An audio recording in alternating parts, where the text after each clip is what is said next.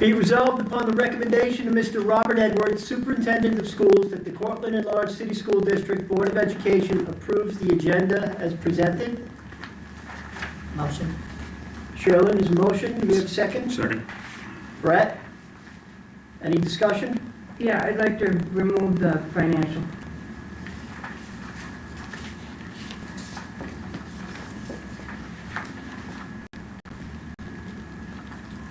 Any discussion about that?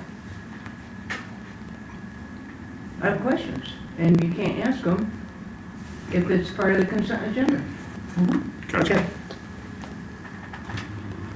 So 6.3?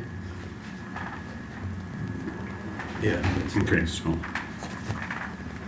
So make a motion that will approve the agenda, taking out 6.3. Is that what you're doing? Yep. Okay. and I'll second that. Okay. Second by Brett. All in favor? Any opposed? Carries. Minus that 6.3, you said, Brett? Yeah. So it'll be voted on separate. Okay.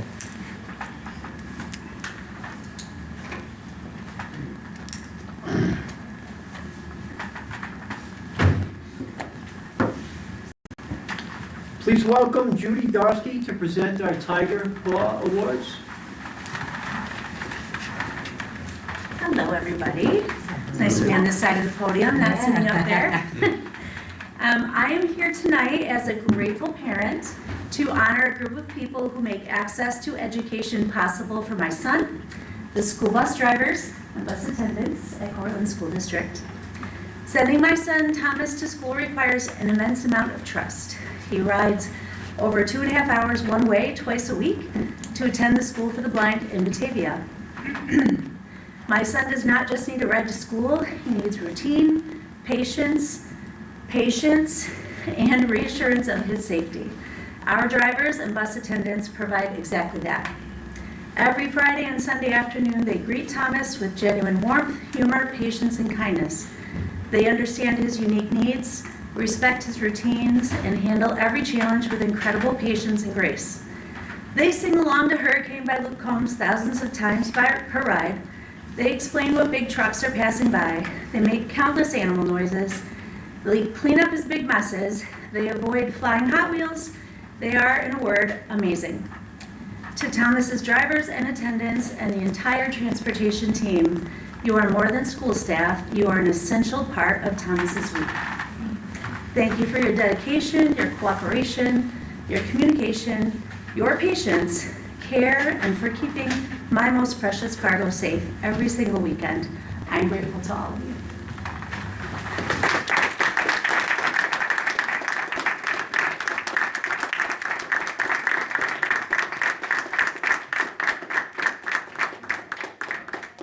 I know they can't all be here, but Janine Burke,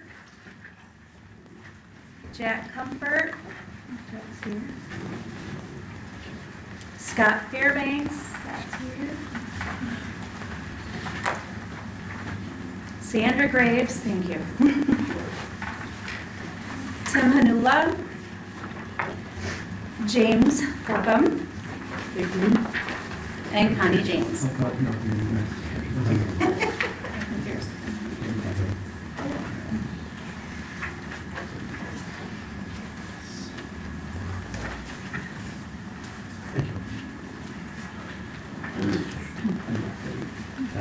How about a picture?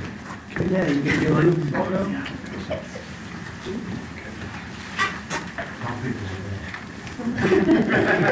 Get out here. Want to get Judy right in the middle of that? Oh, I'll get behind her. That'll probably be in the front. Gotta be in the front. You got the power. Got it. Thank you.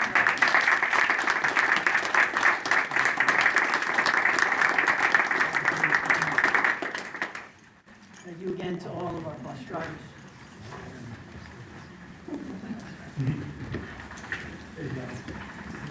In accordance with Public Officer Law, Section 96, Subdivision 1, I would like to call for an executive session to discuss the employment history of a particular person and legal matters. Need a motion? Motion. Brett? Second. Second. Joel? Any discussion?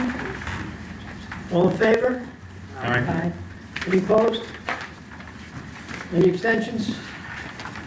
Okay, so 6:08.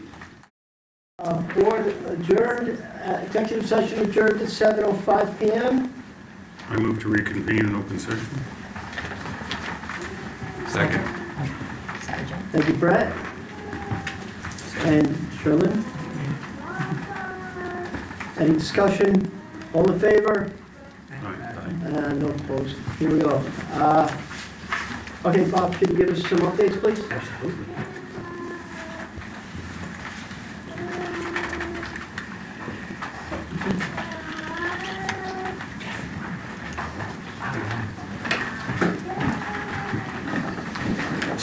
So it's, I won't do justice to the celebrations that have been happening in the district for the last month and certainly for the last couple of weeks.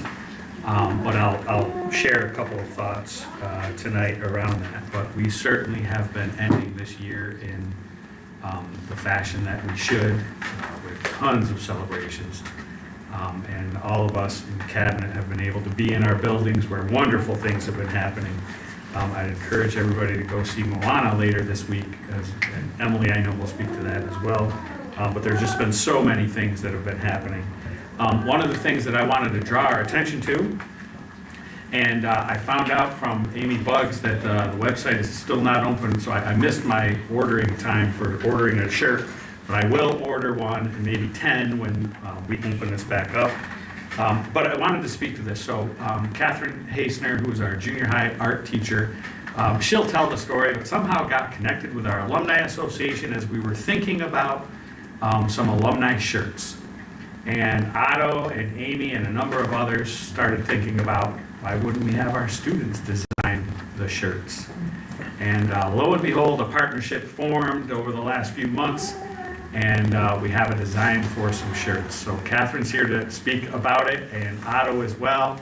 And then, and when the window does open back up to order shirts, I'll make sure I share that with the Board of Education in case anybody wants to buy a shirt. But there's the order form that's on Facebook, and I'll let Catherine and Otto take it away. Sure.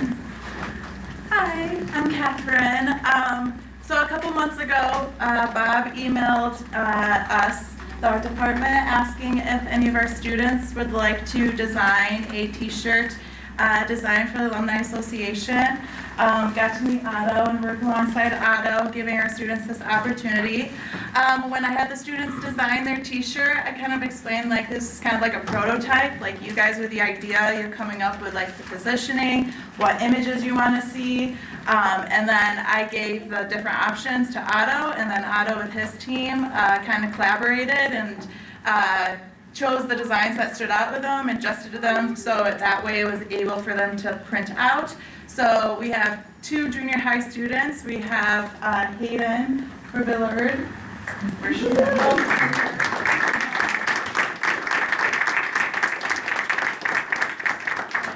And then this was her original design, and then how they were able to build upon it in their design. Right, and then we have Rosalind as well.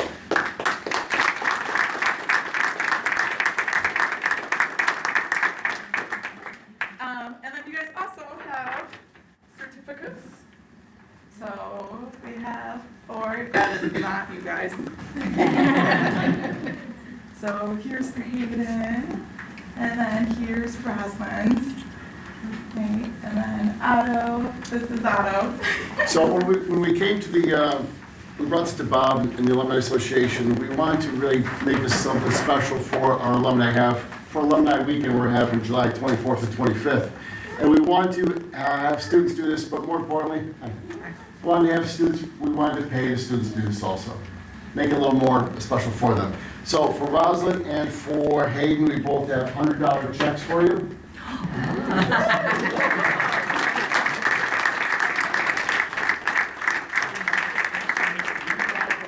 Awesome. There was a handful of people put them in. We thought those were fantastic. We thank you for doing that. We love that you're in 7th and 8th grade that you did these. We think those are awesome, and we look forward to your designs for next year too.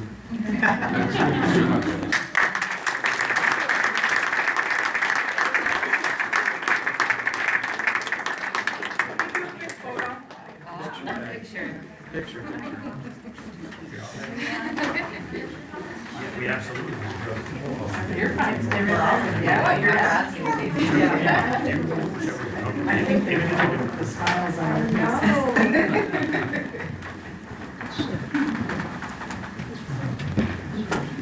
Very nice. I just need one more. I just want a bunch in front of these. Right, okay. Behind you. Oh, nope. Oh, sorry.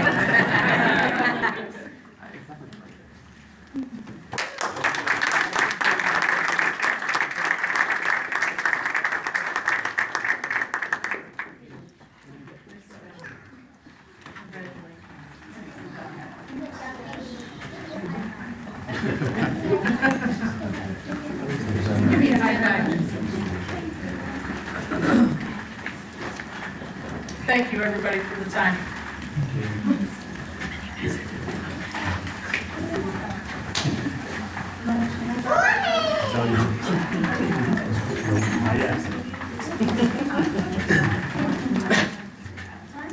Each year, the Rotary Club of Cortland presents the Lavona Schneider Memorial Award.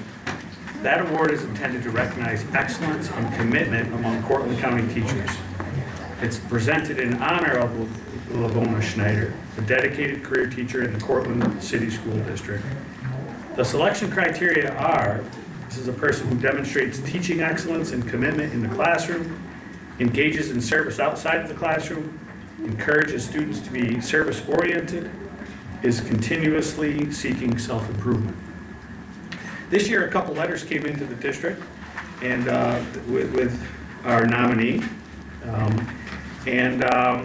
Some of the bits from those letters are that this person is a highly skilled educator who is determined to ensure that all students read and write at grade level or beyond.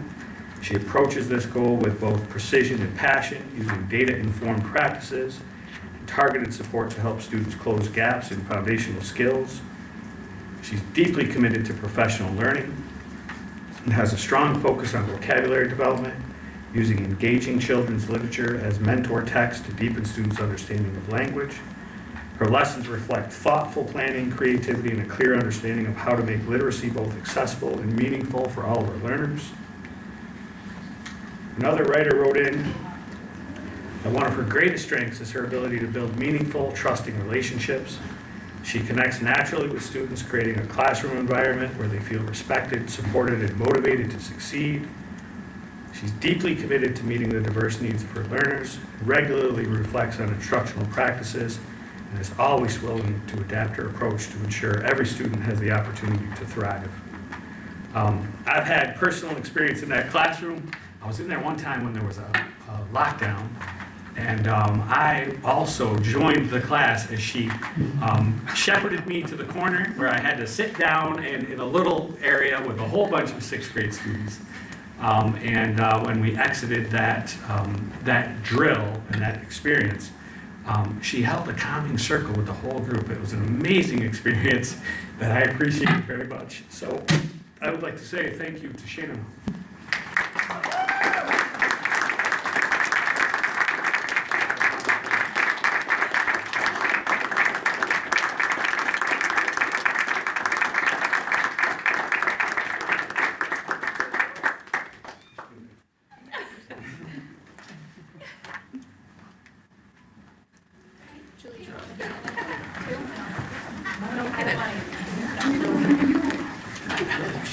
Bernie, won't you take a picture of me and Julie, please? Sorry. Me too? Oh, great. Yeah. Thank you. Thank you so much, guys. Well deserved.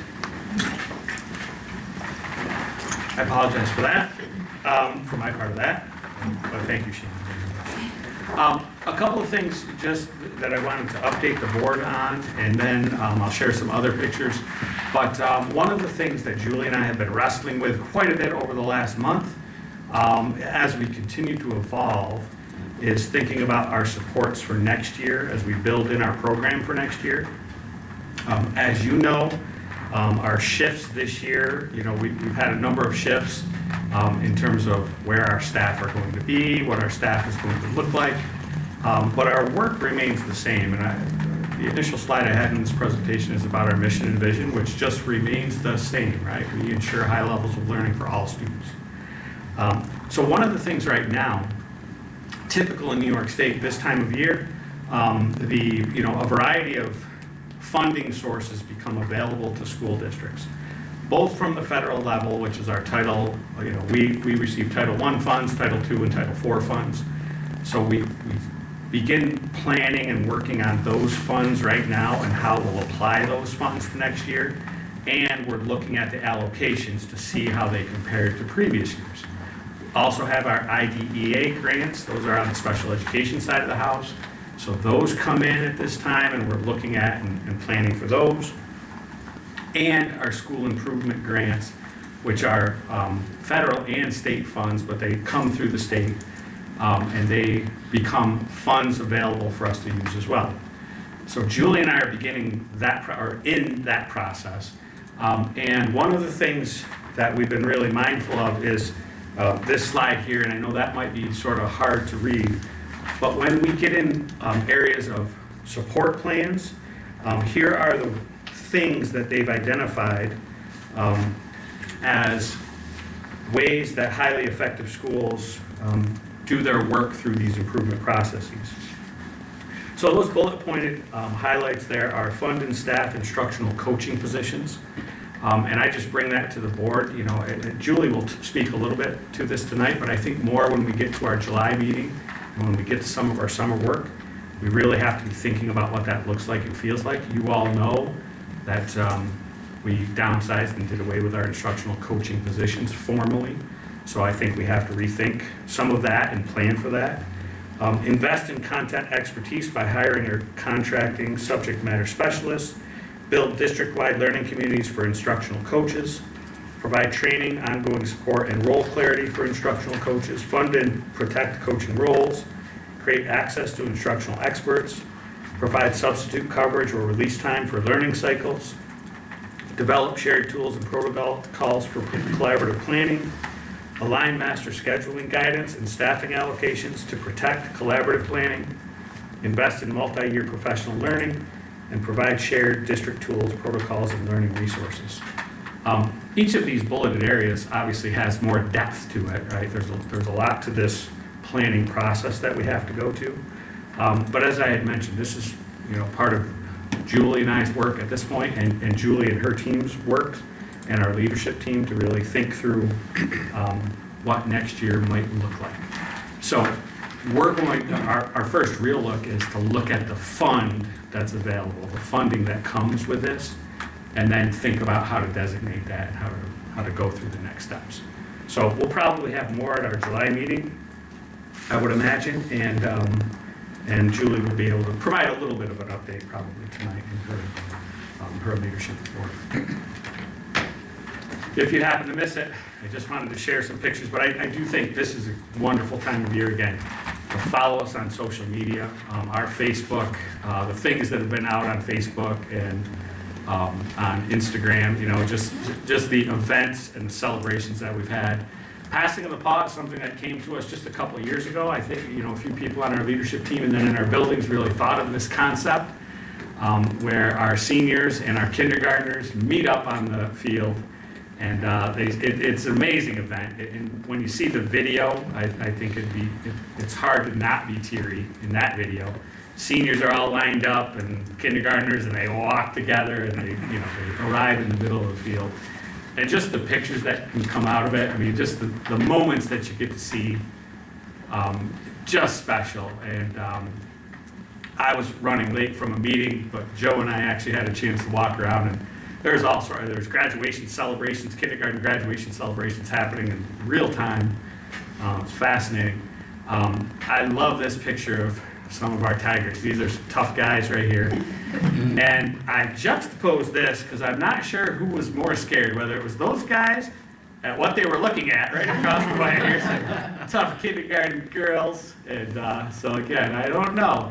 I think they were both getting a little scared of what was about to happen, but they exchanged these little tiger tokens and flowers. It's just an absolutely wonderful event. So I wanted to just put that out there. And the other thing just to be mindful of and remind the board. There are a number of events and celebrations this time of year. Come out and celebrate with our staff and with our students on all the great things that they do. Graduation, we have graduation rehearsal on Thursday, with graduation on Saturday. So our first morning graduation that we'll have on the field at 10 a.m. on Saturday. Joe Mack says he always wanted to do a morning graduation up on the field, so we're going to see how it works this year, but pretty exciting. So that's it for me. Thank you all very much, and appreciate it. Joe, can I ask you why the morning would be one? Just out of curiosity. Actually, when I was younger, when I went to high school, the area, the surrounding schools all did Saturday mornings. Mainly because, what I found out later, was just help families get into town a little. They didn't have to miss work to get into town. So Saturday morning to allow people to go to work and not have to miss half the day and could just get to the location and the next morning have graduation. So this year will be interesting too, and I think again, as a sort of a pilot year, typical graduations that we've had have been on Friday night.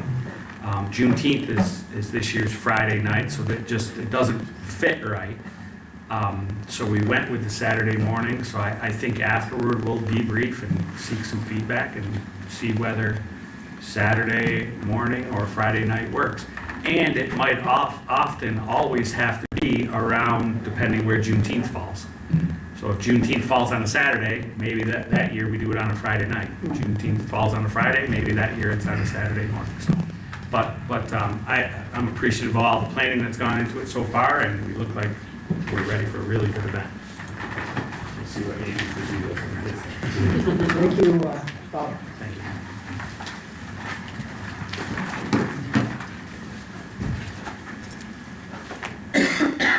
Alicia, are there any requests to address the board? There are. We'll start with Don Chu regarding parking on Wheeler Ave. If I may read first, thank you to all community members wishing to speak tonight.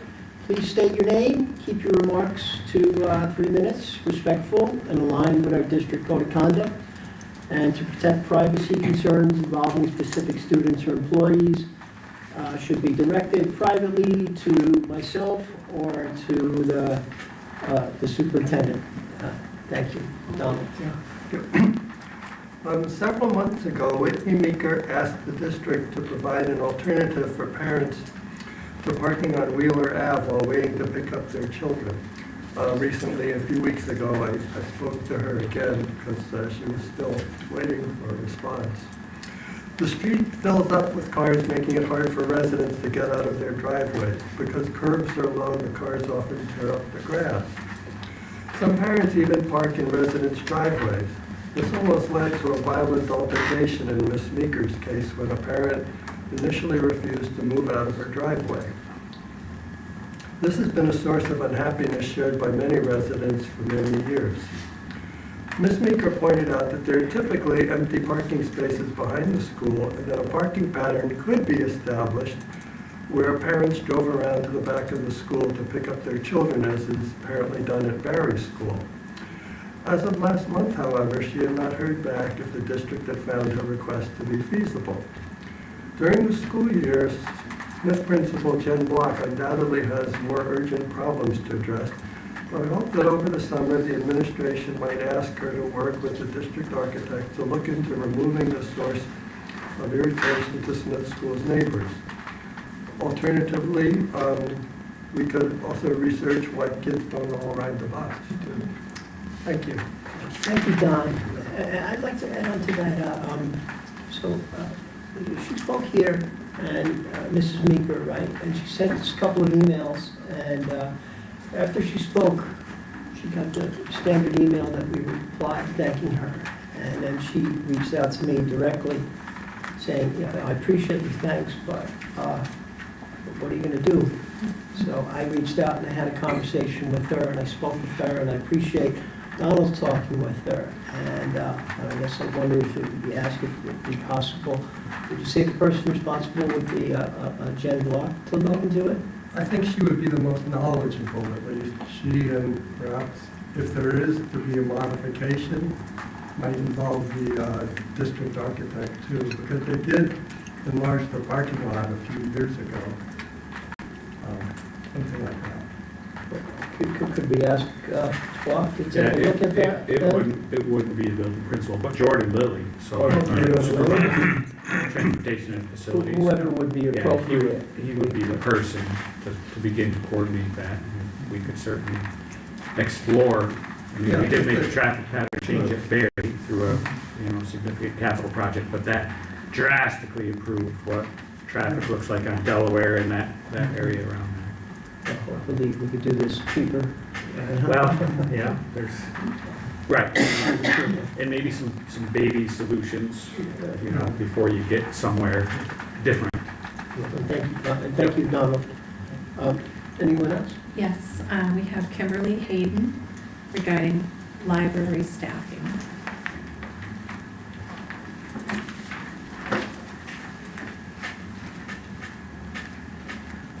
Hello. So my name's Kimberly Hayden. I am the library department leader in the district, and also I'm the librarian at the Cortland Junior Senior High School. I'm here tonight to follow up on a letter that I sent in April to the board asking for the consideration on the impact of recent staff reductions in our department and in the library program and the students that we serve. Many people think that the library is primarily a place where students just check out books. And while that remains an important part of our work, today's school librarians are also teachers, instructional partners, and managers of collections that support learning across all grade levels. In addition to teaching classes, grading, and reporting on student progress, librarians are also responsible for processing new materials, maintaining collections, creating displays, repairing books, managing inventory, and ensuring that students have access to resources that they need. These responsibilities do not disappear when staffing is reduced. Instead, they are absorbed with the remaining staff. Next year, one librarian will be responsible for both the Berry Primary and the Smith Intermediate Libraries, with more than 19,000 books and materials in those collections combined, and over 700 students. While I'm concerned about the demands of managing 2 libraries with a single librarian and no support, my greatest concern is for the students. This will impact our youngest learners. Primary students require guidance and supervision as they learn how to use the library, how to learn how to access materials, make choices as readers, and develop a lifelong love of reading. The library should be a place where students receive support, encouragement, and meaningful instruction, not a place where operational demands compete with student needs. As I mentioned in my letter from April, I understand that difficult budget decisions must be made, and I appreciate the board's commitment to balancing many priorities. However, I am respectfully asking that you continue to explore ways to restore dedicated staff to the Berry, and Smith libraries, whether through library support staff, a TOSA position, or a certified librarian. Our students deserve strong library programs to reach high levels of learning, and our librarians deserve the support necessary to provide them. Thank you.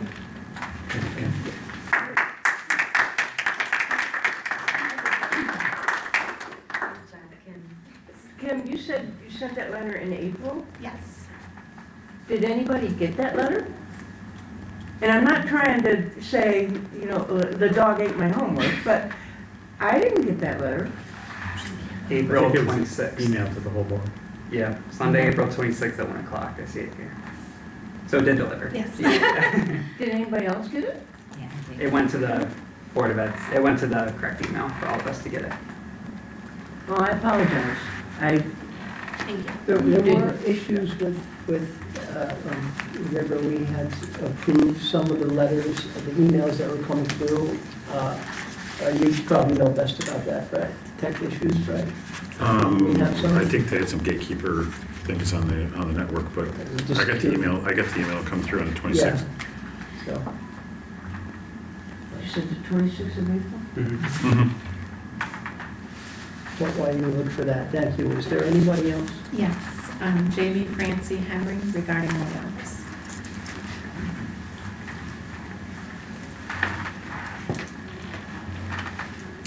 Good evening. Tonight, I'm asking the board to carefully consider the impact that recent personnel decisions have had on staff morale, retention, and ultimately our students. First, I urge the board not to approve the proposed layoffs. While the number of layoffs has been reduced from 24 to 8, that does not erase the impact of the original proposal. The decision to identify and notify 24 employees created significant anxiety, disrupted careers, and undermined trust throughout the district.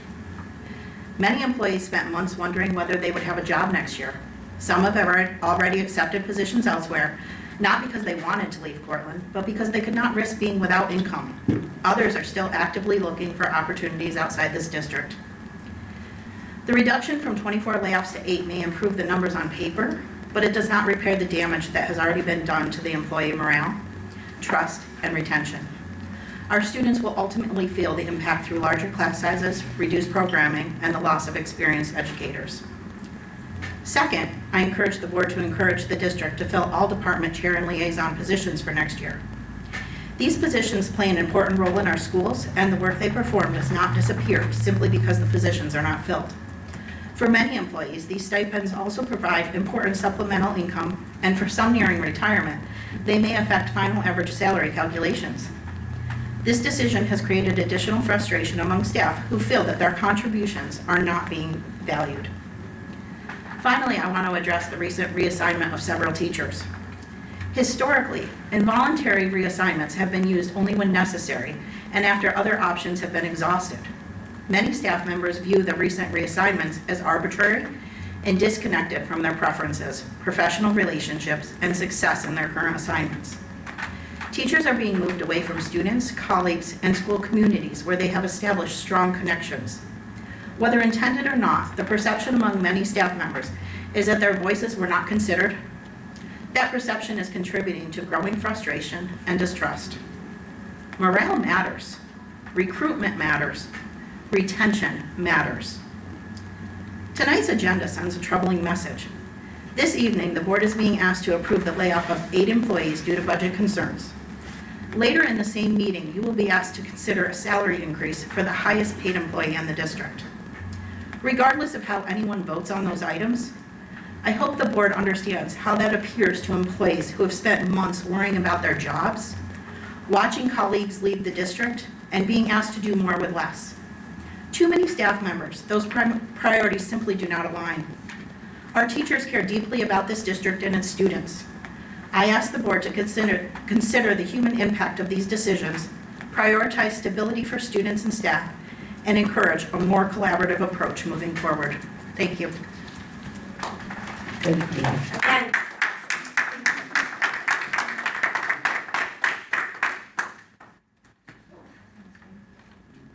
Alicia? There are no more. Thank you. Thank you to all who took the time to speak to the board today.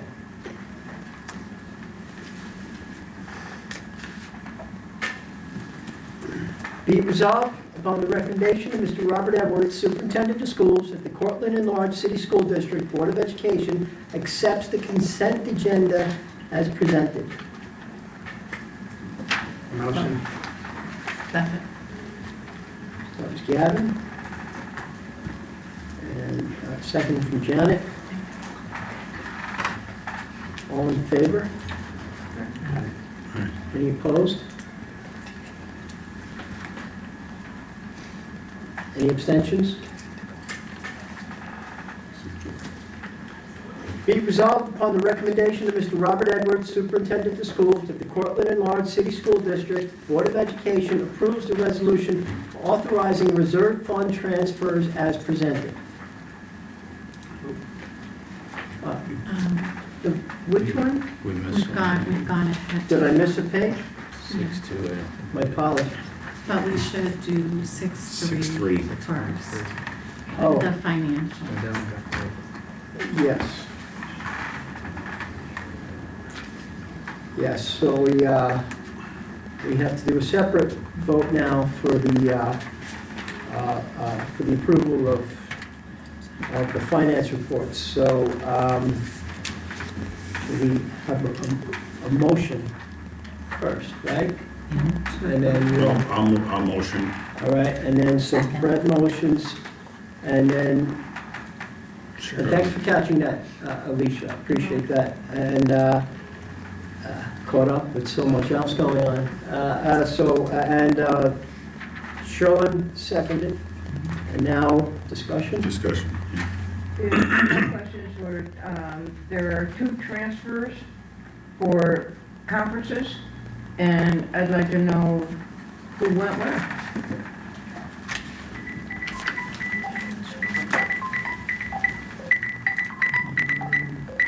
The transfers for the superintendent line was a recoding. It was accidentally coded to the board line, so I had to change that and put funds into that line. I can't hear you. The superintendent line, that was,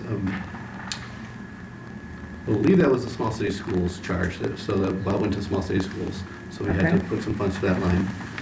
And then the other one, which is supervision K-12. Now, that's just before June 5th. Was that the thing to New York City? I'm not certain. I have to look back at that to find out what that was for. A lot of times mileage comes out of that line too, so if like someone puts mileage claims in, that might have put that line negative. And then legal services. Why do we need to transfer for more legal services? Throughout the year, we've only been paying the retainer. The balance has actually been larger throughout the year, so now that we're close to the end of the year, we do have to pay the full balance towards the end of this week. So you're gonna see larger amounts for that line. Okay, thank you. Okay? Yep. All right, so now I think we just vote purely on 6.3, right? So, all in favor? Aye. Any opposed? Any abstentions? Motion passes. Thank you.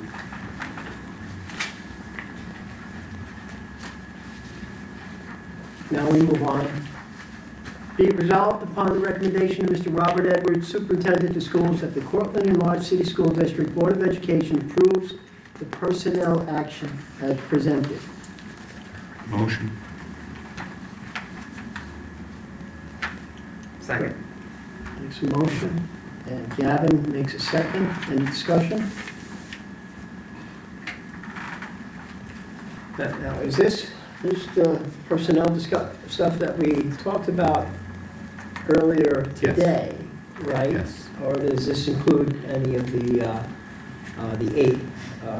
Yes, the last are part of this packet, which is what we That's discussed part of the earlier. packet, right? Just want to clarify so everybody knows what they're voting for. Thank you. So, no discussion? All in favor? Aye. Any opposed? I'm opposed. I'm opposed.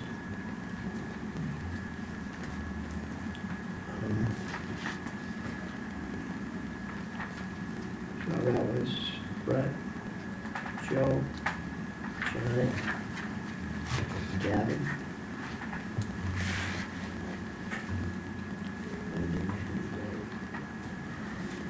Thank you. Old business. Be it resolved upon the recommendation of Mr. Robert Edwards, Superintendent of Schools, that the Cortland Enlarged City School District Board of Education approves the amended resolution awarding contracts for the 2025 capital improvement project as presented. Motion. Brett? Second. Janet? Any discussion? Yeah, in this resolution, item 5 says, "The board hereby authorize its president or the superintendent of schools to execute contracts and related documents on behalf of the school district in compliance with this resolution." And this resolution has items that are very expensive. $1 million, 200,000, 400,000, 100,000. I am not comfortable with that word "or." So that or is representing there's some documents that the superintendent approves in terms of the capital project work that happens for state aid approval. There's some documents that need the board's president approval for bonds, bans, et cetera. That's Yeah. what that differentiation is between. But in this particular instance, it's saying that without the board president, the superintendent could have approved all of these. That's the way this reads. The board authorizes the president or the superintendent to execute contracts. It should be both. We shouldn't just hand over the power of the purse to the superintendent, especially when we've got fiscal stress. So this is all part of the $7.7 million project that was approved. This is the same resolution that was at the last board meeting. Right. The reason why it's on tonight is because we were missing the alternates. I think it's contextual to what you're saying, because there's certain, it's contextual, the way that it's written doesn't really represent the way that it does and should work. I think the sentence is just worded way too vaguely, because there's certain things the president of the board has to sign, and there's certain things the superintendent has to sign. Right. And it should just be, to the relative documents or something like that. It should be written, just needs to be worded slightly different. That's all. It's not that it's bad, it's just that it needs to be worded slightly different. Can we change the wording for clarification, and what wording would be acceptable, Brett and Maureen? So this wording was provided by our legal counsel to provide for this, so I would be hesitant to propose changes without contacting legal counsel. What we do with the capital project work is following what all the statutes and law that we have for what the board president and superintendent are responsible for. Right, but the board has expressed concerns, though, about... Okay, but the way this wording is, it could leave the superintendent out. It could say that the board president. But there are some did it. things the superintendent are responsible for doing too. But we're not talking about RANs in this. We're talking about, But there's also contract documents, AIA documents that are required that the superintendent signs, that the board president does not. I think we get that, right? I think the point is the wording is in such a way that it could be misconstrued in other ways, right? I'm not asking for you to change roles and have somebody else sign the RANs. We know the board president's got to sign the RANs. But this wording on this document says that either one of these two guys could sign without the other one's knowledge. And that we can't do that. Is there a list of things that the board president signs and a list that, I mean, if we're just I more can gather clear? those for a later date. I don't have that right now. but- Right, no, I'm saying, could we change Well, that? this is just a capital construction project. It's just, I think it's just the way that the sentence is This isn't worded. anything about RANs. Would it be too out of the question to ask legal counsel to maybe specify a little bit more in depth? Is that a possibility that we can reach out? There's timelines in this, after this is approved, if it's approved tonight, we have the letters and notice to proceed that we need to go through, so we have to wait for another board meeting. I'd be hesitant to change what legal counsel has provided us for what they recommend for I the board. think we're going to have another board meeting very quick within the next couple of days to take care of another issue, so. Then I make a motion we table this until we change that word. I think this is a good example of a question that would have been good for Pardon myself me? and Chris on like Thursday or Friday, because we could have sought legal opinion if we knew. It would have been good, but I get the question, and I'm not. Playing at Chris's point, I would be hesitant to table it, considering that these are on an incredibly strict timeline for some. Yeah. And the last time we ended up at the back of the line, we lost the tennis courts for the better part of 5 months. Correct. So I would be very concerned if it was pushed any further than So a how very can, short period of time. so if we voted yes, how can we ensure that this is changed for the future though?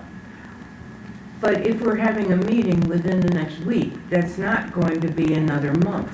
Yeah, the thing is the last time we had anything that had to do with construction, last time we tabled anything for construction, it was less than 2 weeks and it was fixed, and we lost, 4 or 5 months of construction because of it. Are there any things that are in jeopardy of that within a week's of meeting? Without talking to our architects and construction managers, it's hard to really know that for sure, but to Brett's point, yeah, we've had some issues in the past. My opinion is we had this provided by legal counsel. They've had our resolutions brought to the Board of Education, so it's here for your approval. Did that language in 5, Chris, is that the change, or was there a different change? The change, well, we had the other document that's on the agenda Was that- was actually approved, but the resolution at the last meeting did not have the alternate numbers included. That's why we're bringing it again. But so the board already approved this language in number 5. They didn't approve, I don't believe that document that Lori's referring to. Okay, it's a different document. Yes. It's a different resolution. Right, there's very specific rules as to who signs what, Right. that this is never going to override. It's just that I would feel comfortable approving this because there are rules that says that nobody's going to be able to do what you say, but this language going forward in future ones definitely needs to be changed because it's not right.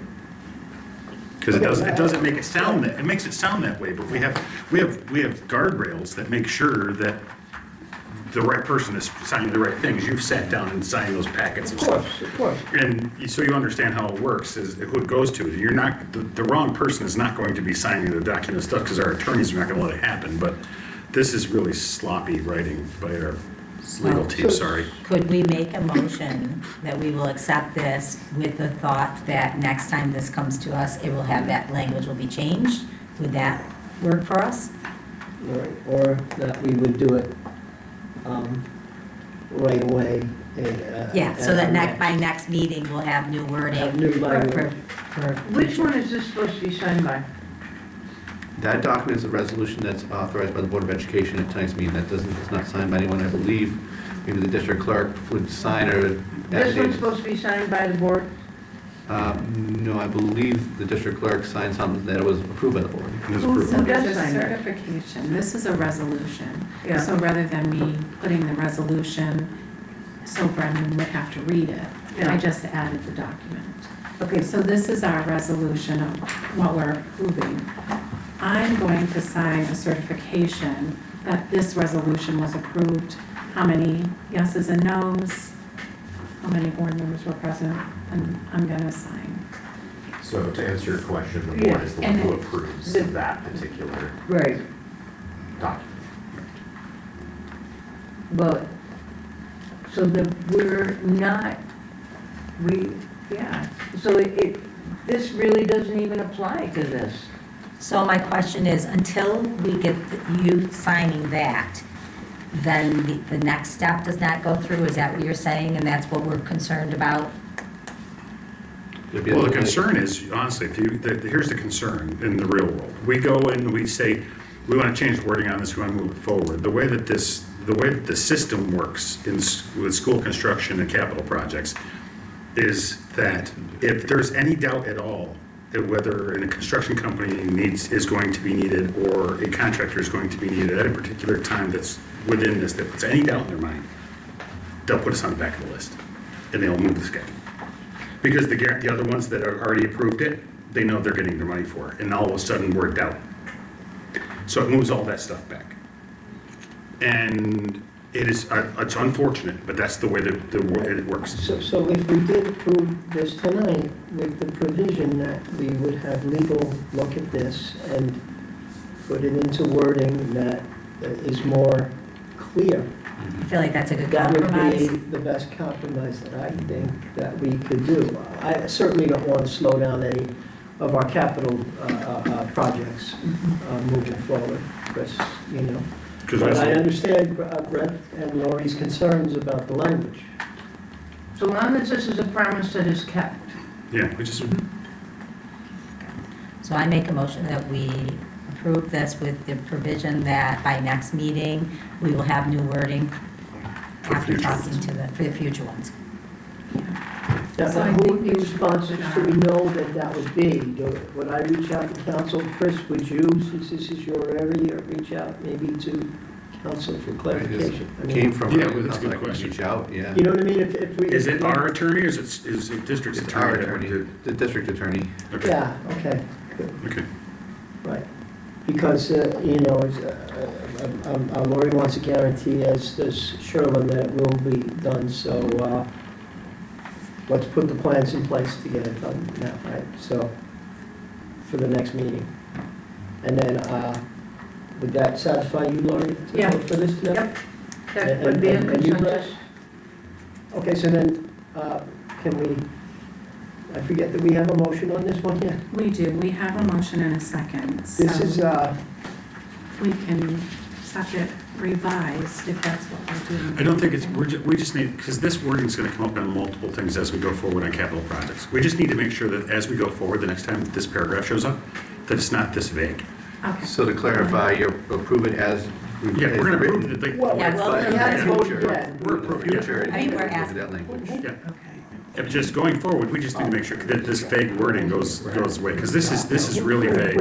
We will take that feedback to legal counsel to make sure no in the Yeah. future. Right, exactly. It would Thank you. make it more clear. That's what we're looking So for. the motion is to next- approve as presented with future contracts. For the future contracts, yeah, clarifying the wording of part 5. No, that was phone transfers. My mistake would be yours. My mistake would be yours. We're sorry, just some technical stuff here, right? Oh. Yeah. We're on this one. Yeah, You're right. yeah, right, so then we just, so, Now we're in discussion right right, so all in favor now? now. Aye. All right, any opposed?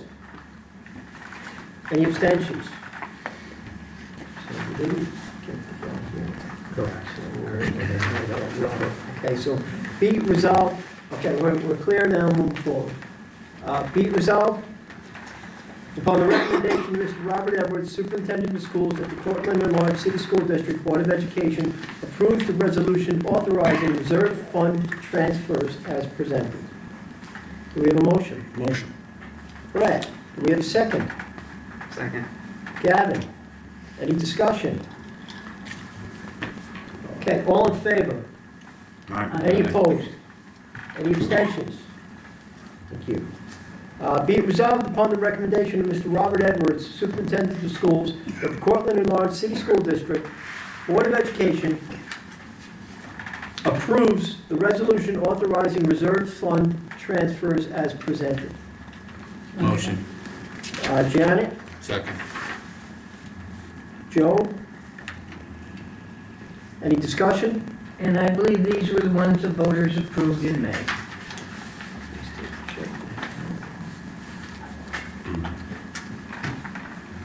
Right.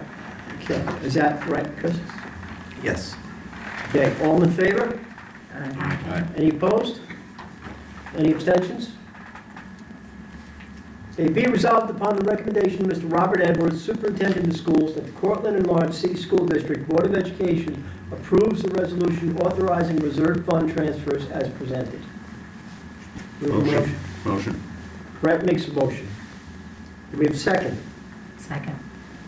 Charlotte? Any discussion?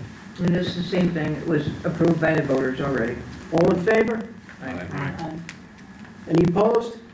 Any abstentions?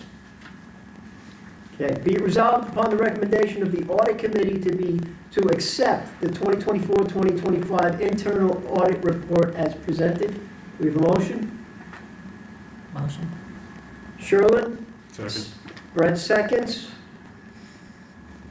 Any discussion? Yeah, in this report, there are two documents from the ASBO, which are our checks on that our funding is being done correctly, and I requested the status of those two things, and you were gonna send them to me. Can you do that? Yep. Okay.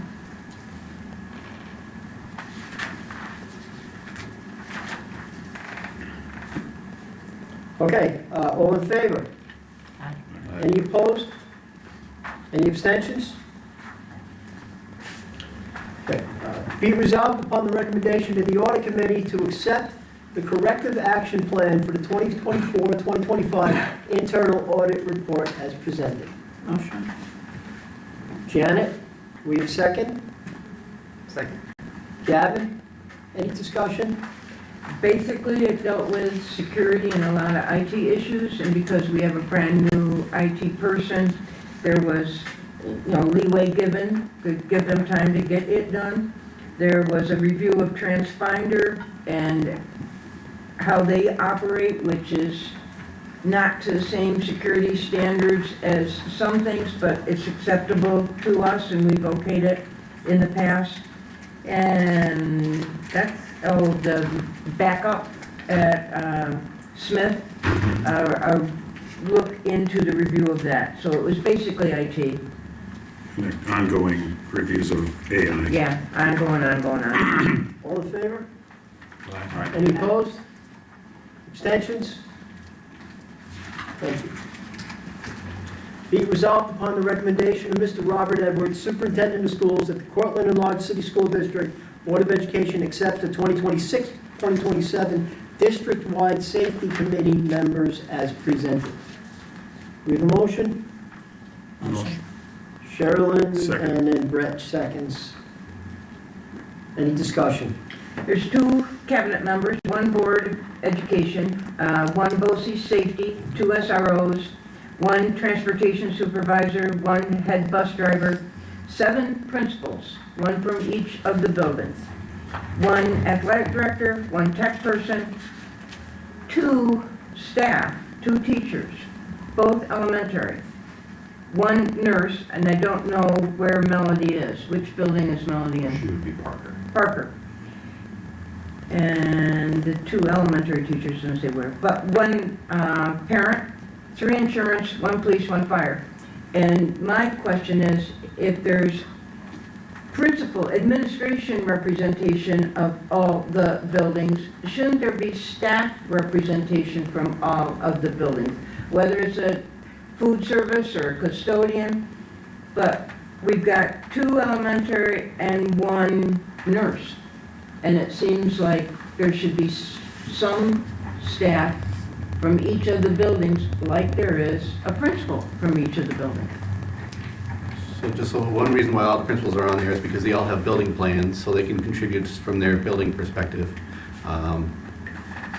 We can possibly put out a feeler, see if anyone wants to be on there, but we only have to have a certain number of positions on this committee. Because I think many times, not all the time, but many times, administration and staff have different viewpoints. I mean, the staff is down there. And I really feel it's important to balance and have more than just 2 elementary teachers. The custodians have great ideas, the food service has great ideas. I think we should give them a chance to talk about their ideas.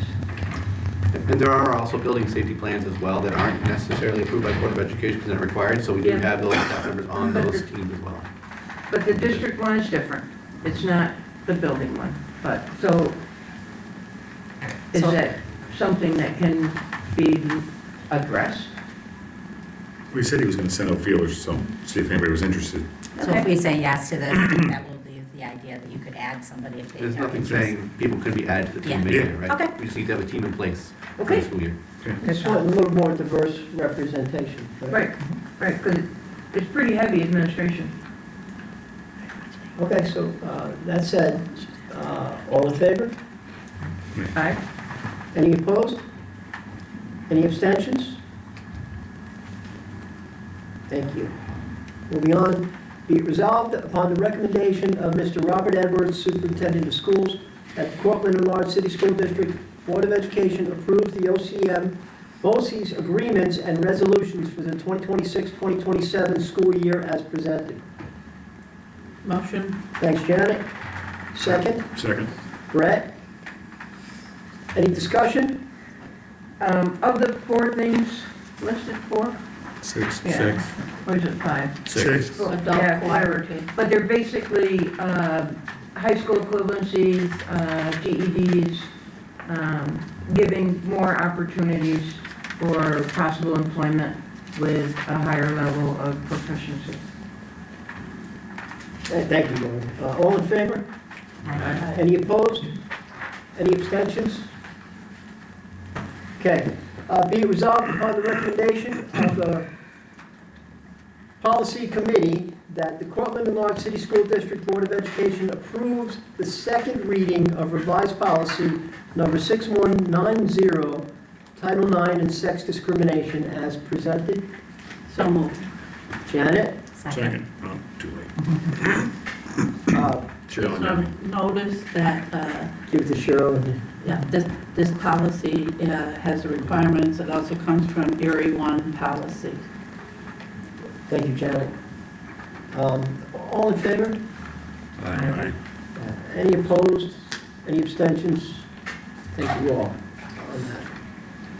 Be it resolved upon the recommendation of the policy committee that the Cortland Enlarged City School District Board of Education approves the second reading of the revised policy number 6190F-CEC Cortland Enlarged City School District complaint form for reporting sexual harassment as presented. Motion. Brett makes a motion. You know, I have a friend named Brett who only spells it with one T, so I keep on writing your name the wrong way here. I added in the second here. Do we have a second speaking of? Second. Thanks, Gavin. Any discussion? Yeah, just to point out that was just who they were reporting to position instead of an address. It's the only change. Okay. All in favor? Aye. Any opposed? Any abstentions? All right, and based on our executive session, looking for a motion to table the next resolution regarding the amended employment agreement. Read the motion. Thank you. Sherilyn makes a motion. And we have a second? Second. Lori? Any discussion? All in favor? Aye. Any opposed? Any abstentions? A resolution upon the recommendation of the superintendent of schools to approve the request for an extended overnight field trip to SUNY Cortland Huntington facility. Motion. Thank you, Gavin. Do we have a second? Second. Joe? Any discussion? They leave Friday morning on September 11th, and they return Sunday, September 13th, at about 6 p.m. Be 2 staff, and it will cost about $200. Did you have something, Ann? Or you going to say something, Janet? Oh, I thought you had something. Sorry. Thank you, Lori. All in favor? Aye. Any opposed? Any abstentions? Okay. Be it resolved upon the recommendation of Mr. Robert Edwards, Superintendent of Schools, that the Cortland Enlarged City School District Board of Education approves the tax. Certiorari. Yeah, thank you. Settlement as presented. Motion. Second. Any discussion? They will accept no reduction for 24-25, no refund for 25-26, and then for 26-27, they will have their assessment reduced by $600,000. So we made out pretty well with that. Okay. All in favor? Any opposed? Any abstentions? Okay. Be it resolved upon the recommendation of Mr. Robert Edwards, Superintendent of Schools, that the Cortland Enlarged City School District Board of Education approves the temporary access agreement between the Cortland Enlarged City School District and the Niagara Mohawk Power Company Corporation as presented. Is that one of the things that was in here? Anyway, I'll get to that later. Do we have a motion? Sherilyn? Second. And Brett? Oh, No, it was Joe. Sorry. Any discussion? Yeah, I was wondering why in line 3, they talk about Niagara Mohawk, and on line 15, they say National Grid. Okay, keep talking. No, I just Yes, don't I'm know just why they wondering, switched. I was wondering the same thing, because it's like I don't know if it's just like subsidiary stuff, or that they're still calling it Niagara Mohawk, because, or forgot to change it. Because it's all under National Grid, we don't have anything that's gonna be Niagara Mohawk Corporation. I mean, it might be, I don't know the answer, but one possible would be that Niagara Mohawk's who do the work to access National Grid's equipment. Well, it's all part of the national, Niagara Mohawk doesn't exist. So it's part of the national grid. I'm just wondering if they still have parts of the company that they still use that as a DBA. And can we get clarification on that? Yeah, it's kind of weird to have a contract with a company that doesn't exist. Well, yeah, that certainly would be, wouldn't it? Yeah. Is that gonna screw anything up if we table that, Chris? There's a timeline that they want to access the property to do the work, so it would, with another board meeting down the road, I would propose maybe modifying, approving it pending if the name needs to change. If the name needs to change, yeah. All right, that seems fair. And would you take care of that name change Yes. if need be, in this documentation? Yes. Okay, all in favor? Aye. Any opposed? Any abstentions?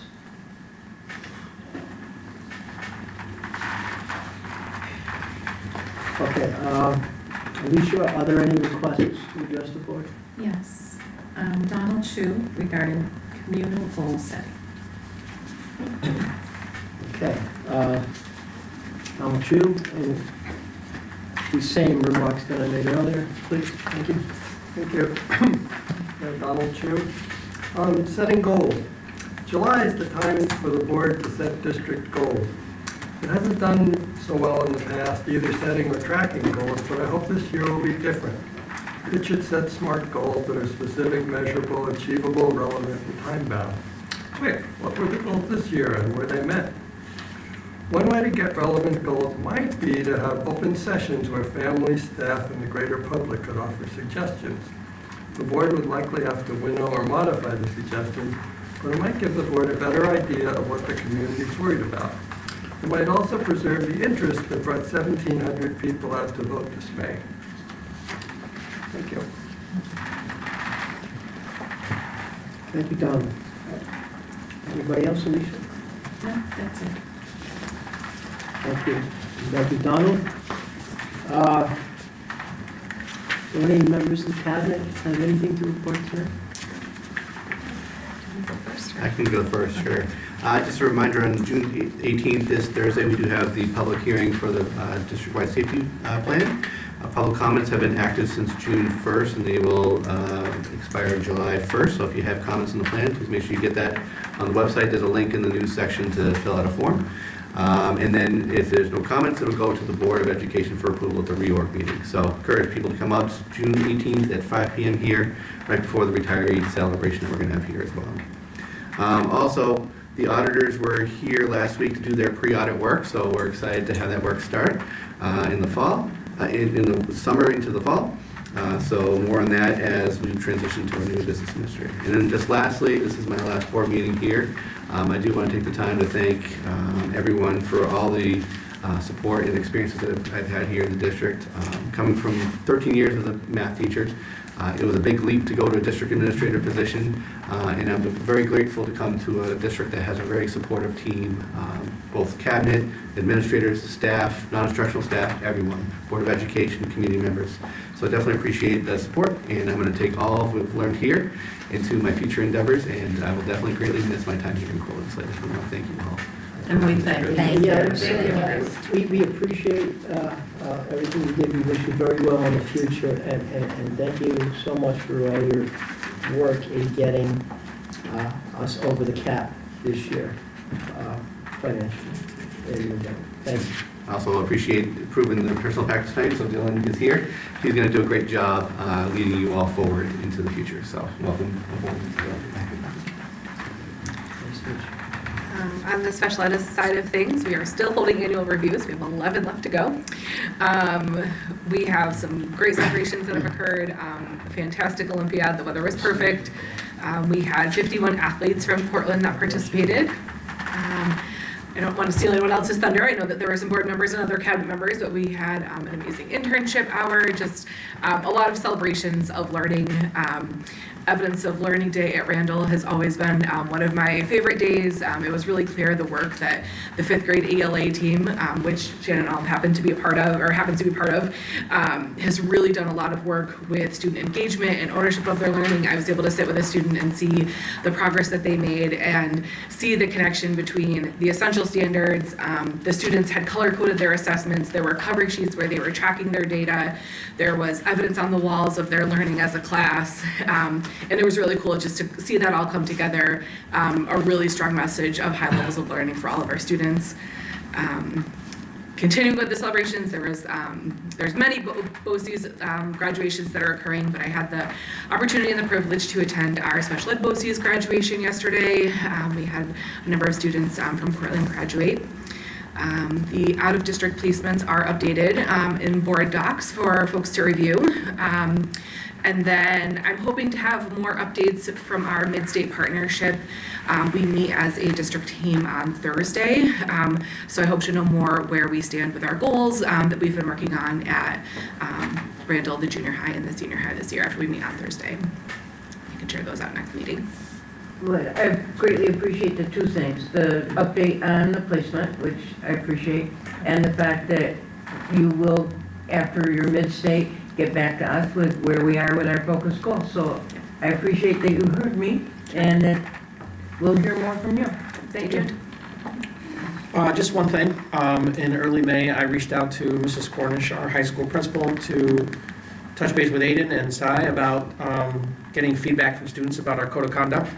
And so I ended up meeting with Cy and Aiden at the end of May, and they gave me some feedback in terms of the code of conduct and what things need to change, centering around wardrobe changes, and just a big look at our athletic handbook were the two big items as we move forward and getting that board approved in August. And so, but I just want to say thank you for you guys to reach out, and thank you for the feedback, and we'll move forward from there, so I appreciate that. Thank you. What kind of wardrobe changes? Where shirts meet the waistline of students, making sure that's appropriate. Thanks. Good uniforms like a tie. So, but I appreciate them going to their peers at the high school and getting feedback for me as we look at changes. And I know Mr. Sinclair wants to dive deep into the athletic handbook and get that fixed for next season. Thanks. Thanks, Joe. Okay. All right, so from the Office of Teaching, Learning, and Collaboration, some celebrations, as Kristen said, we've had a lot of great, exciting things happening throughout the district for, kind of the closure of 25, 26. I'd like to celebrate a couple of different data points. For the first time in the history that we've been keeping track of this essential standard, 100% of our kindergarten students are reading CVC words, so consonant, vowel, consonant, like cat, bat, mat, so on. So that's a really big initiative and a big focus area, and something that we've never been able to say before. So kudos to all of our colleagues and families and of course our students that are at Berry/Parker working with our youngest learners on those skills. And I think that a shout out should go to our UPK partners across the community, because they certainly are a part of sending on students who are ready for kindergarten to us. So that's an exciting thing as well. We also have, what's interesting is we have some of our most experienced teachers in math at the 4th grade level. We have 2 classes, 2 homerooms, who have the highest percentage of proficiency since we've been doing this iReady diagnostic testing and screening testing. And so those 2 classrooms are one of our 4th grade retirees, Sam Beam. So super exciting. I haven't even had the chance to tell her yet myself because this data is hot off the press. So super exciting, and something to just give a shout out to, regardless if it was her retirement year or not. She was getting those students proficient in those essentials, and so super exciting to see. One of the things that I'm going to strive for 26, 27 is sharing more celebrations like this throughout the district, because I know back in my teaching days in the district and now in my admin days in the district, sometimes our buildings don't all know what the other ones are doing because they're all working their tails off and trying to do it. And so I want to make sure that we're more public about those celebrations and being able to really celebrate, what's happening at the high school, what's happening at the junior high, what's happening at Berry and so on. So that's one of my professional goals for next year is to make sure to share that with each of us throughout the district. Two other things to keep you informed about. So we have our instructional support specialist trainings that have been happening because we do have folks that are moving from different positions into this role. And so we've been working on, last Wednesday was a training, tomorrow will be a training, all-day training right here in the Kauffman Center, in fact, this room. And then next Wednesday and Thursday. So we'll have 4 full days that these folks will be in training prior to the summer. And so when we come back in the fall, each of them has received where they're going to be placed. For the most part, I have a couple folks who were absent that we're connecting with today and tomorrow. And so we'll be able to start that team off fresh in September. So looking forward to that. There's been a really hard-working group that's excited. It's definitely a challenge, but it's something that they're excited to take on. One other thing I wanted to mention, and it just kind of went along with the audit, the corrective action for the audit was the IT stuff that was mentioned for the 24-25 audit. So that audit was completed the day before Anastasia started her job. So she's been charged with fixing those things this year. And so I just want to give a shout out to her and her department.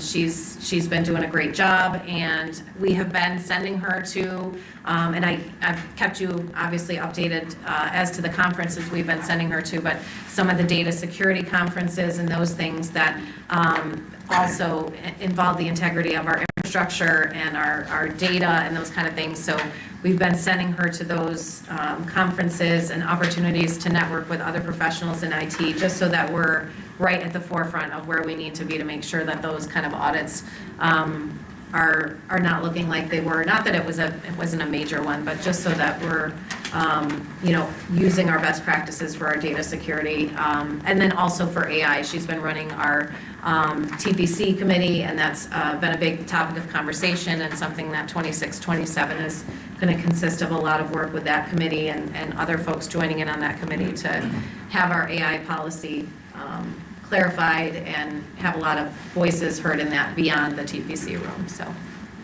that's all I have. And we figured out how much time the instructional support staff is going to be working directly with students? Is it going to be, that's not decided yet? It's not, because we don't even have the master schedules yet for each building. Well, you said they knew where they were going to be. Yeah, I was like, what, that's all that work already done? We're getting there. Okay. But, by the first day of staff development, so like September 8th, we should have that pretty well figured out, so. You had just said they had, Yeah, that's why I so was we've like, got oh, them where they're that all assigned, we together. just Okay. aren't sure exactly. It's gonna depend on how many groups they can do. For example, if you're a 3rd grade person, you'll be working with 3rd grade students, 4th grade students. We have to figure out if their ELA and math overlap and how much time, and so it's a logistical thing that we just don't have worked out yet, so. No, I was just wondering. Yeah, no, we'll make sure to keep you in the loop. Julie, I love the idea of sharing more wins, I think, from across the district. I think that's important to keep shouting out to staff and students.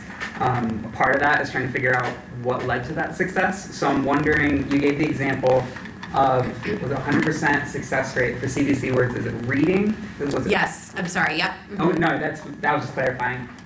What, if this is one of the first times you've seen that, what do you think contributed to that change? Like what changed this year that got us to that number? So it's been a big shift this year, last year and this year, in terms of the adult learning portion. So a lot of what we've done in the past is try to fix in tier 3, right? So we're trying to fix and remediate per se. And I'm sure we can all remember a time in education where it was called remedial support. So Now, really, the idea is to accelerate to the support to grade level or better.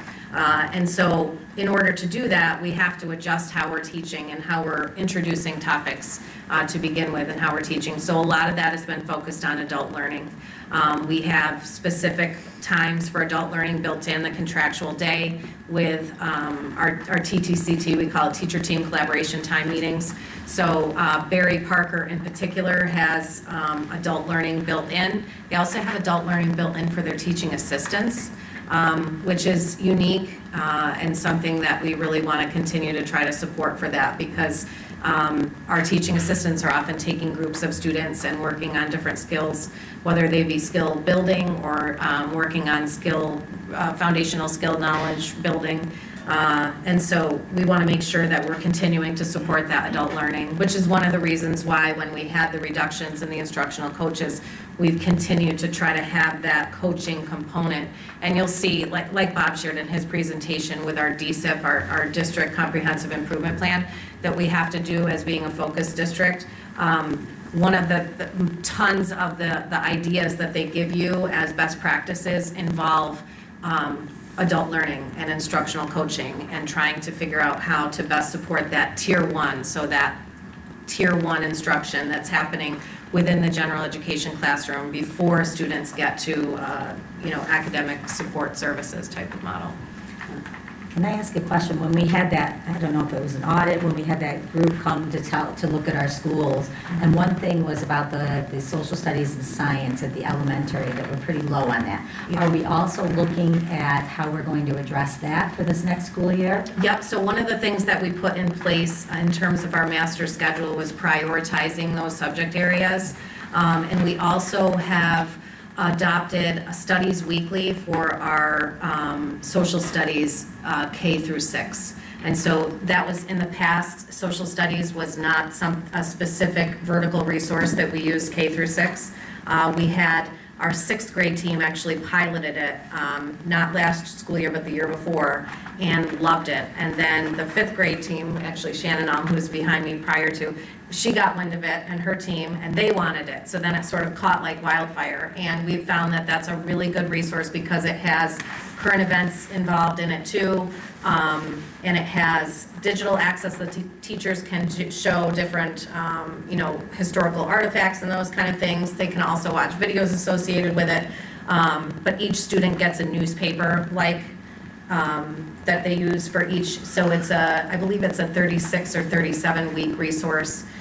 So just about a 40-week resource. So that's something that we're moving to for K-6. Science, also prioritizing the instructional time. So we did have the science kits before. We're not changing those, but we are changing the amount of time that each, building is devoting to that time. Thank you. Thank you, Julie.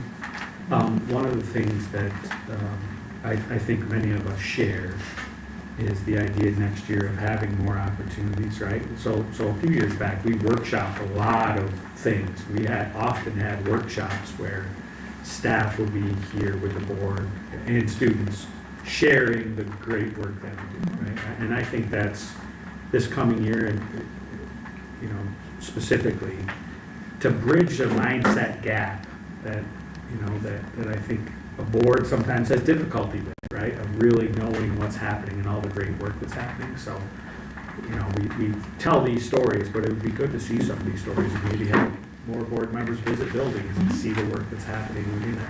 Julie and I are meeting I'll tell a short story, meeting in Randall today. And they're talking about their work with Midstate. So this is work on improvement, right, around certain things. And they have some student data, and so we're listening to the presentation on some of the student data, how we've met this goal, we've met this goal, we've met this goal, it was all about we've met all these goals, right, all these successes. And we've met this goal, but there are still 2 students that we want to move on this goal, right? So that's where we're sitting there today. It's whatever day today is, June 16th, and we're having this. And Emily Moore says, and we have 2 more days, and we're getting after it. And it was just this mindset that we have 2 more days, let's go. And there was not even a blink, just this is the work, and we have 2 more days, and let's get out. So that's the mindset that our buildings live in, and it's beautiful to see. It really is transformational when you see it happen. So just a couple of things from my end. I want to say congratulations and welcome aboard to Dylan Lawless. Dylan, we're happy to have you here. I'm psyched that you could have been here tonight and you got a chance to meet some board members and see how we operate. Dylan will be officially here, you saw in the personnel packet, on July 13th will be his first day with us, but he's built in some time to transition, so he and Chris are actually having some meetings and some times to make the transition. Dylan has Chris's phone number. We know that that's already locked in, so we will be continue our connections. But Dylan, it's good to have you here. Thank you. I want to say, thank you to Julie and Kristen for all of the work. It is impressive to see what a May and June looks like at a district office and in buildings. And all of our teachers and principals and staff members and others are just, it feels like a sprint to get there. And at the same time, we're planning for things. We're planning for summer. We're planning for things for next year. So it's really quite an impressive juggling act that goes on at this time of year. Thank you to Joe, and I know I've spoken to the board a little bit, but thank you to Joe for managing a very complex spring in terms of from the personnel office and doing it with a lot of patience and a lot of guidance to a very young administrative team. When we think about our principals, we have 2 principals in their first year, 1 principal in her second year, another principal in her second year, an assistant principal in her second year. John Zarconi seems like an old man on the block now, and he's a youngster too. But Joe's constant professionalism and just smooth approach to a lot of complexity and a lot of things that are happening in real time and very fast, and we spoke about some of the changes that even occurred today. So I've been super appreciative of that. And to Chris, thank you. I've appreciated your calm, steady guidance. I'm grateful for it. Thank you. A thank you to Principal Cornish. She's not here today, but she did do the work around getting us our next student board member. I don't know if Aiden had anything to do with the process or not, or knows Noah Wood, who will be our incoming student board member. So he'll be our junior on the board next year, as Cy becomes our senior on the board next year. Alicia has already coordinated a little bit with Janessa, and they'll make that coordination and that transformation for Noah to be ready to go at our July reorganizational meeting. And then speaking of that, just as a reminder, so Alicia will send out the invitation if it's not already there. We'll have that in July, middle of July. And that's the time when we all take our oaths of office and we do all the welcome boards, the nomination and vote for officers, and the gathering of interest for committees. And I think for us, we talked a little bit about then setting some other things in our calendars for what next year could look like, right? Setting a board retreat for August, and then some workshops that'll come from that. So that'll be a great way to start us off for the 26-27 school.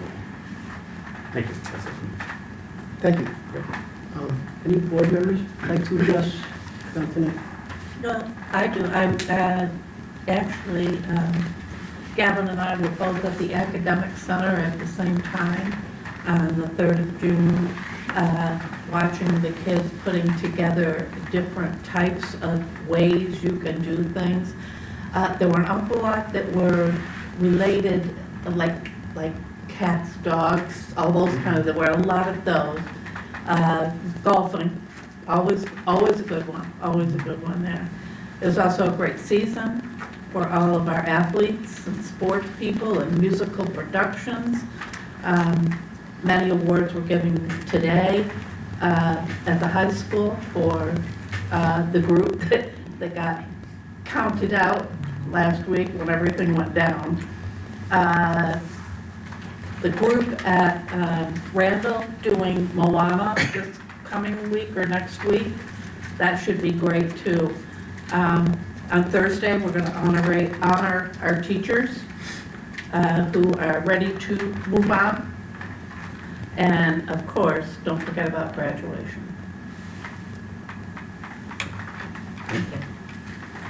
Any other board members? I'll speak up and shout someone out right now. Actually, I'm going to shout out two people. One is Janet, who has been a bit of a mentor for me, just in terms, not even specifically policy or anything that we vote on, more just your care for students. I still remember the beginning of the school year at Parker, when we're all going back to Parker. There were staffing shortages, or not staffing shortages, just there was a lot going on. People didn't know what was happening. And you were out there helping with traffic for a couple of weeks. And it was funny because that was my third month on the board. And I remember going in there and staff were like, wait, is she on the board? And I was like, yeah, that's Janet. And they were like, she's out helping with traffic right now. And so sure enough, one day I did drive by and there was Janet saying hi to all the students, staff. And I think sometimes we forget, and I'm guilty of this as well, of no matter what your personal feelings are and like what we're voting for, in our past, we're supposed to be here for students, and staff is a part of that as well, of course. And Janet, I think no matter what, like you have genuinely cared about students. That's why you got back on the board, and I appreciate the time that you've committed to the board. I'm sure there's been some sleepless nights, and just know it's appreciated. Thank you. And speaking of students, I want to shout out Aiden. Segue. I want to shout you out. Unfortunately, I missed our last board meeting. I had a once in a lifetime opportunity to go to Germany with some family, and I couldn't pass it up. And it was, no offense, it was worth it. It was me. When I got back, I was encouraged to go watch your speech at the end of the night, and I just want to give you your props for having the courage to do that. I know when I was a senior here, I wouldn't have been able to do that. I encourage everyone to go watch that. I think you reminded us that, again, we all are on the same team here. And like with Janet, we're supposed to be doing this for the same reason. It's for students. And I think times it can get tense and we can become, whether purposeful or not, it can be disrespectful towards others. And I think you calling it out, being a student who we are supposed to be representing, means a lot. And even though you're graduating, I'm still going to remember that speech. And I think the way you approach that is how we should all strive. And so like Donald mentioned the goals that we have going into next year, I think following Aiden's lead should be one of those goals, because that was impressive. And those are, for you having the courage to do that, those are things that you can take with you the rest of your life. And you are a highlight of what our district can produce. So I hope you give yourself some credit, and we thank you for being on board. Thank you. Yeah. That was long-winded, I apologize. Any other board members? I do have one thing to share. Well, were you going to say something? No, I think everybody said what. Oh, yeah. Shifting for 1 second just to a practical matter.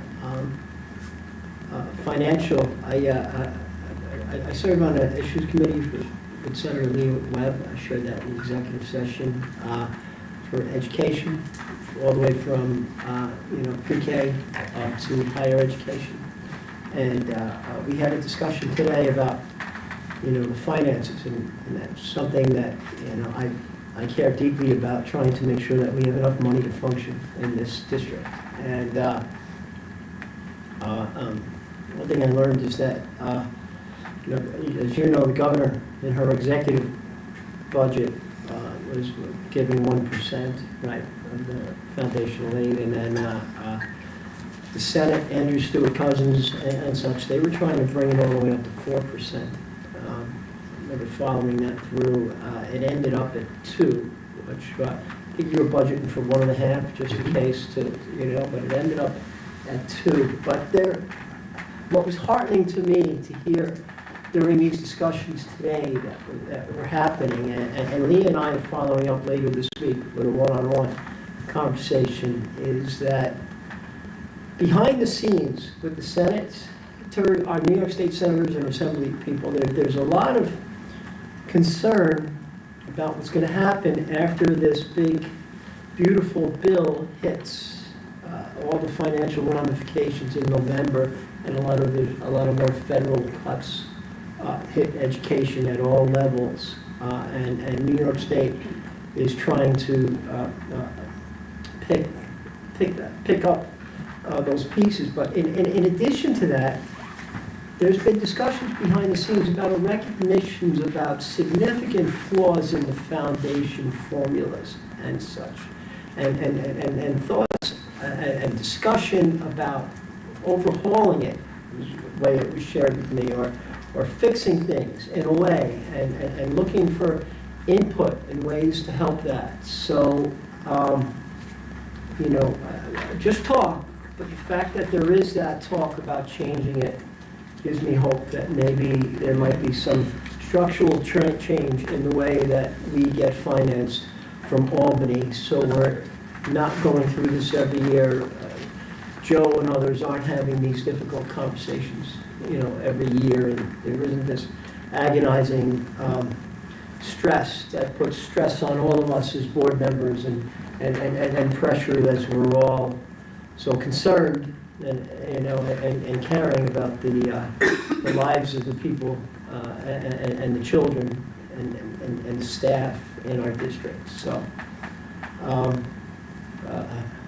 no resolution, but a hopeful sign for the future. So, thank you all.